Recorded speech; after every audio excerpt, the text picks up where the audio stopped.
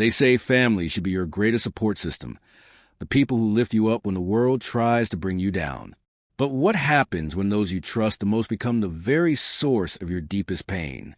When their words, actions, and judgments shatter everything you hold dear? This is my story, a tale of betrayal, humiliation, and ultimately justice. It all began when my parents decided that my son, my kind-hearted, innocent boy, wasn't good enough in their eyes.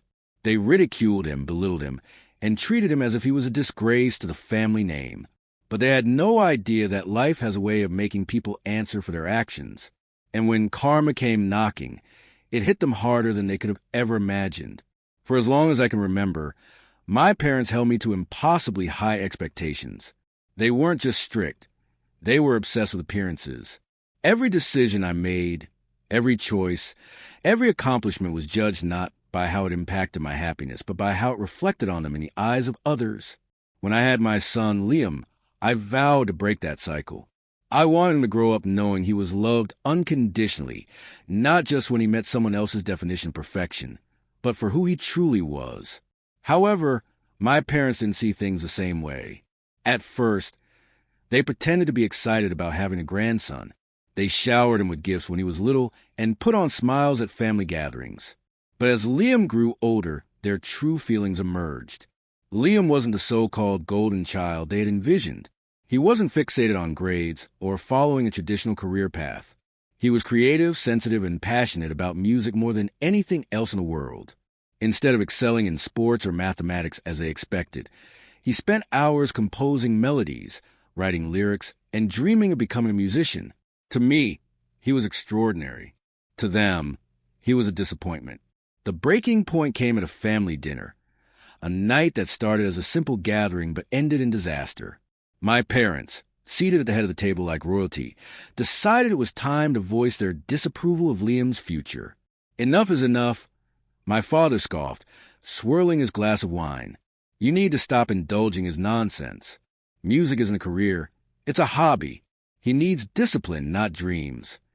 My mother laughed in agreement. Exactly. Can you imagine a musician in this family? What will people say? Liam sat there in silence, his fists clenched in his lap. I could see in his eyes the pain, the shame, the feeling of worthlessness. Before I could defend him, my father turned to him directly. You'll never make it, boy, he said coldly. The world chews up kids like you and spits them out. If you don't get your act together, you'll end up as a nobody. Is that what you want?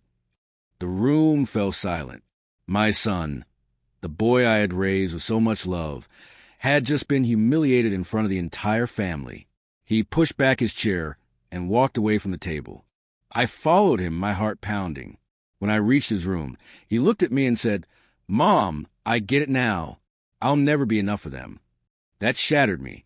From that night on, Liam changed. He withdrew from everyone, spending hours alone in his room, barely speaking. The light in his eyes dimmed.